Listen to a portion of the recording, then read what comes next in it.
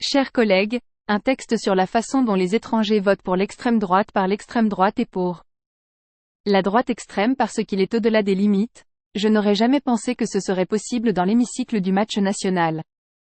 Les oppositions légitimes et nécessaires qui font vivre la démocratie sont un héritage que nous avons en commun, un serment que nous avons en commun de préserver la République, l'âme de la République, l'identité et les valeurs de liberté, d'égalité et de fraternité. Or mes chers collègues, vous avez monsieur le ministre de l'Intérieur parlé tout à l'heure de trahison supposée de la gauche. Vous avez trahi cette histoire, trahi ses valeurs et en somme à l'instant dans lequel nous sommes trahi la République en trahissant les millions de Françaises et de Français qui ont choisi à 2 reprises d'élire et de réélire Emmanuel Macron uniquement pour être le gardien de ces valeurs républicaines. Vous avez offert à l'extrême droite, je cite ces mots, une victoire idéologique majeure. Vous avez cédé surtout et vous avez surtout cédé restreignant le regroupement familial, faisant revenir la préférence nationale pour les prestations sociales dans le droit français, mettant fin à l'automaticité du droit du sol, faisant la déchéance de nationalité, facilitant les expulsions et les mesures d'éloignement, restaurant le délit de séjour irrégulier, promettant la réforme de l'AME en 2024 et restreignant, construisant des restrictions et mintions pour les étudiants étrangers qui sont pourtant une source de rayonnement et d'influence pour notre pays à travers le monde. Pour la première fois de l'histoire de la Ve République, vous avez touché au droit du sol, c'est un crime indélébile sur notre républicaine. Alors oui, nous assumons des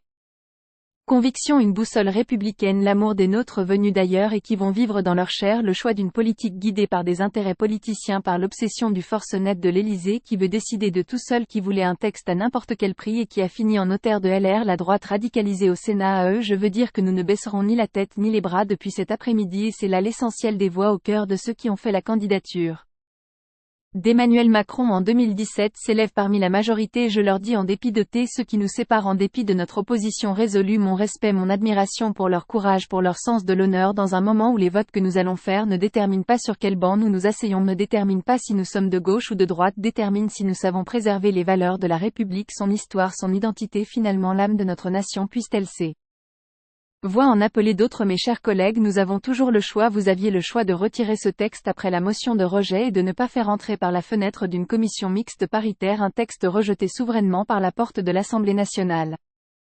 Vous aviez le choix de faire face au dérapage face auquel vous étiez, les compromissions qui vous étaient demandées par la droite radicalisée, de renoncer à faire examiner ce texte. Des voix se sont élevées. Il est temps, collègues, de nous rappeler pourquoi nous sommes ici, de l'histoire que nous avons héritée et des valeurs que nous avons l'obligation de défendre. Nous devons protéger aujourd'hui la République et la démocratie de l'effondrement causé par les thèmes et les termes utilisés dans le débat public comme un poison par la famille Le Pen. Le vote de cette loi sur l'immigration est l'un des votes qui marquent un tournant dans l'histoire de notre pays. Ce soir, chaque individu est confronté à la question de savoir si nous devons ou non approuver une loi directement inspirée du programme de Jean-Marie Le Pen relative à la préférence nationale dans les prestations sociales en fonction de l'échéant de nationalité. Remise en question de la propriété du sol ce soir. Il est important de se rappeler que la France n'est pas une nation de langue, de religion ou de race, mais plutôt une nation qui partage la devise républicaine, la liberté, l'égalité et la fraternité. De plus, le droit du sol, qui a été établi en 1515, est un élément essentiel de notre histoire longue en tant que peuple français. Les personnes qui ont vécu sur notre territoire après avoir vécu 5 ans ont le droit de remarquer que vos lignes rouges ont été